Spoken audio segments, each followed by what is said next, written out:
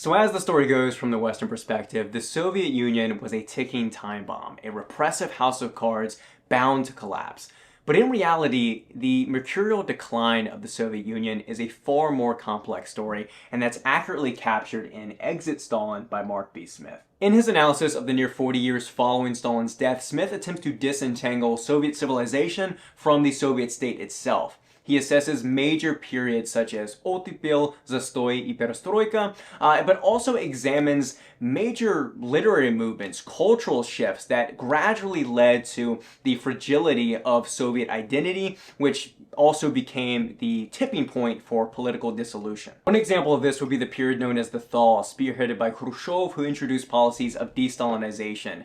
And this brought a wave of hope and optimism into Soviet society. However, beneath this metaphorical ice lay entrenched layers of bureaucracy and further repression. And this is merely one example of the countless paradoxes that existed within Soviet society, of progress and stagnation, of freedom and repression.